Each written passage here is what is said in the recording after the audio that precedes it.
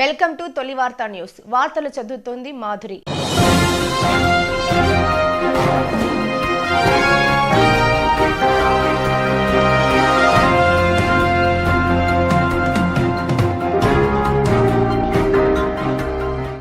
Welcome to తొలి వార్తా news. వార్తలు చదువుతుంది మాధురి. మహాత్మా జ్యోతిరావు పూలే, డాక్టర్ బిఆర్ అంబేద్కర్లు జాతి నిర్మాతలు అని మహబూబ్ నగర్ ఎమ్మెల్యే ఎన్ఎం శ్రీనివాసరెడ్డి అన్నారు. ఈ రోజు హన్వాడ మండలం పెద్ద దర్పల్లిలో మహాత్మా జ్యోతిరావు పూలే మరియు అంబేద్కర్ విగ్రహాలను మహబూబ్ నగర్ ఎంపీ మన్నె శ్రీనివాసరెడ్డి, మాజీ మంత్రి శ్రీనివాస్ గౌడ్తో కలిసి ఆవిష్కరించి ఆయన మాట్లాడారు.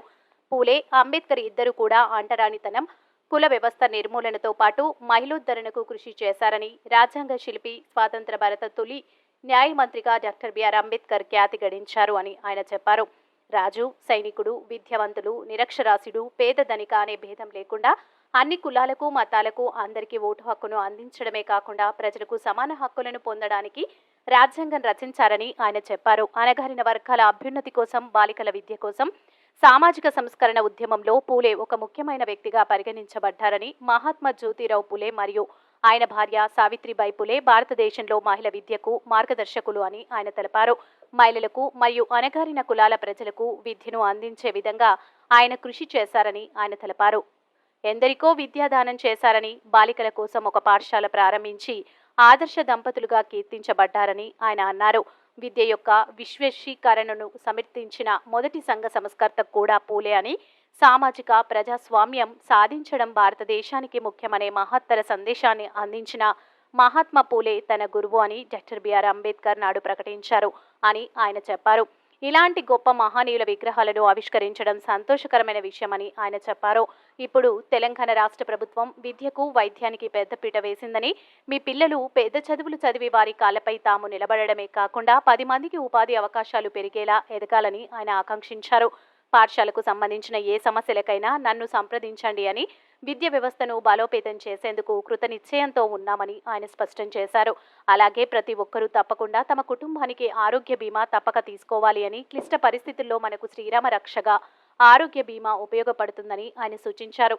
ఈ కార్యక్రమంలో మహబూబ్ నగర్ ఎంపీ మన్నె శ్రీనివాసరెడ్డి, మాజీ మంత్రి శ్రీనివాస్ గౌడ్, మాజీ గిడ్డంగుల chairman Srimathi Rajani Saichand, NP Venkatesh, Siraj Khadri, MPP Balaraju, MPTC Munemma, Sudhakar Reddy, Balagoud, Yadaiah, మాజీ సర్పంచ్ కె వెంకన్న, మాజీ ఉప సర్పంచ్ కాంగ్రెస్ పార్టీ గ్రామ అధ్యక్షుడు జిల్లెల చంద్రశేఖర్, మండల అధ్యక్షుడు టంకర కృష్ణయ్య యాదవ్, లక్ష్మణ్ యాదవ్, యాదవరెడ్డి, లింగం నాయక్, నవనీత, యాదయ్య, గ్రామ ప్రజలు, కాంగ్రెస్ పార్టీ నాయకులు, కార్యకర్తలు పాల్గొన్నారు. మీ తొలి వార్త న్యూస్ ని సబ్స్క్రైబ్ చేసి, లైక్ చేసి, షేర్ చేయండి. రజనీ గారు వాస్తవంగా సాయిచంద్ గారితో ఎంతో అనుబంధం. టిఆర్ఎస్ పార్టీ పెట్టిన కొద్ది మందిలో నేను కూడా ఒకరిని. ఆ కార్యక్రమంలో మొదలు రసమై బాలకిషన్ గారు ఉండేది కార్యక్రమాలకి. వారి తర్వాత మొత్తం తెలంగాణలో ఎక్కడ కార్యక్రమాలు ఉన్నా అప్పుడు సాయిచంద్ గారు వచ్చేవారు. ఈ జిల్లాలో కూడా ఎన్నో కార్యక్రమాలు కలిసి చేసినాం. ఎన్నో ఉద్యమాల్లో వారితో పాటు పాల్గొన్నా. అయితే వారిని ఎప్పుడు చూడలేదు ప్రత్యక్షంగా, ఈరోజు చూస్తున్నాను. అమ్మ మీకు నమస్కారం. అలాగే యాదవ్ రెడ్డి గారు, లింగం నాయక్ గారు, అంబేద్కర్ సంఘం డిస్ట్రిక్ట్ ప్రెసిడెంట్ బాలకృష్ణ గారు,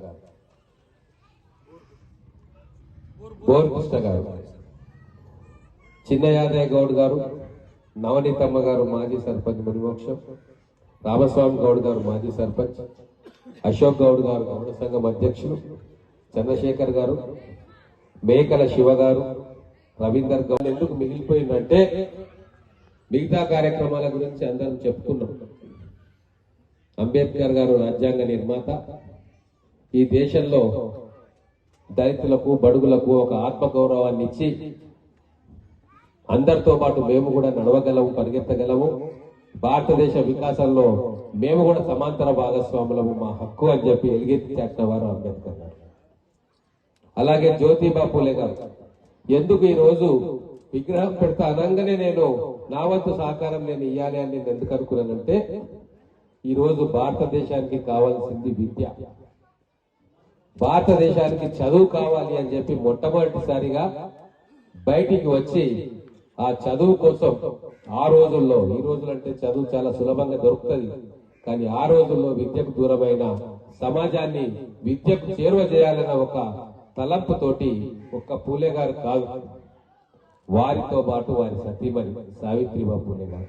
అందుకే ఆ రోజు సీతారామచంద్రుల ఆదర్శ దంపతులైతే ఈ నవభారతానికి, మన కళ్ళ ముందు ఉన్న భారతానికి జ్యోతిబా పూలే, సావిత్రిబాయి పూలే ఆదర్శ దంపతులు. వారు బడుగు బలహీన వర్గాల పిల్లలకు చదువు చెప్పాలి, దాంతో పాటు ఆడపిల్ల చదువు నేర్చుకోవాలి. చదువు ఆడపిల్లలకు దూరంగా ఉండకూడదు, వాళ్ళు చదువుకుంటేనే సమాజం బాగుపడుతుంది అని మొదటగా గుర్తించి ఆ రోజున్న బ్రిటిష్ పాలకులను కూడా ఒప్పించి ఆ చదువు కోసం స్వయంగా వాళ్ళే ట్యూషన్లు పాఠాలు చెప్పిన సందర్భం మనం గుర్తుకు తెచ్చుకోవాలి. ఈయన అమ్మలు అక్కలు ఉన్నారు, చాలా మంది పెద్దలు ఉన్నారు. నేను ఒకటే చెప్తా ఉన్నా, ఈ రోజు చదువుకు మించిన అస్త్రం ఇంకోటి లేదు. సమాజంలో బతకాలంటే మన పిల్లలు చదువుకోవాలి. ప్రభుత్వాలు ముందుకొచ్చినాయి, ప్రభుత్వ పాఠశాలలు ఏర్పాటు చేస్తుంటాయి, ప్రైవేట్ కాలేజ్ పాఠశాలలు కూడా ముందుకొస్తా ఉన్నాయి. ఈరోజు ఒక్క మాట మీ అందరికీ చెప్తా.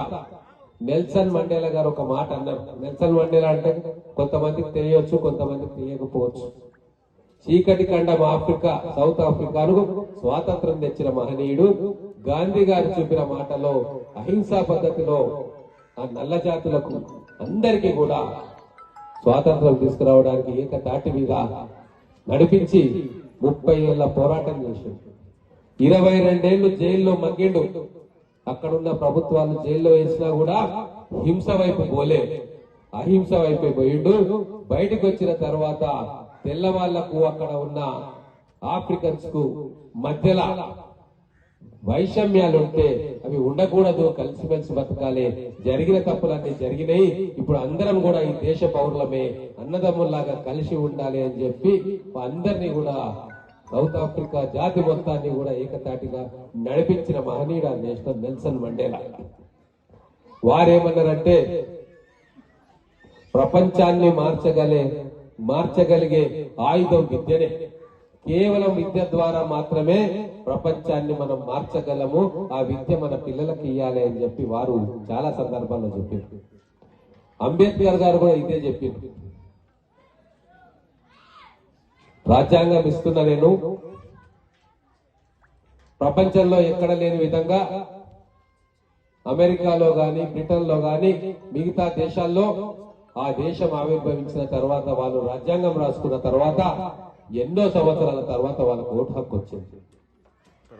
కొన్ని 50 సంవత్సరాల తర్వాత, కొన్ని 100 సంవత్సరాల తర్వాత, కొన్ని 150 సంవత్సరాల తర్వాత అందరికీ ఓటు హక్కు కల్పించబడ్డది ఆ దేశంలో. కానీ మన అదృష్టం, అంబేద్కర్ లాంటి మహనీయులు ఆ రోజు రాజ్యాంగ సభలో రాజ్యాంగ నిర్మాతగా, దానికి అధ్యక్షులుగా, కాన్స్టిట్యూషన్ రాజ్యాంగం రాసే సభకు వారు అధ్యక్షులుగా ఉన్నారు. కాబట్టి ఏ దేశంలో చరిత్రలో ఎప్పుడు లేని విధంగా 18 సంవత్సరాలు నిండిన ప్రతి ఒక్కరికి, బీద వాళ్ళ, గొప్ప వాళ్ళ, రాజా, సైనికుడా, కర్షకుడా, కార్మికుడా, ఇవేవి చూడకుండా 18 సంవత్సరాలు నిండిన ప్రతి ఒక్కరికి కూడా ఓటు హక్కును కల్పించు. అది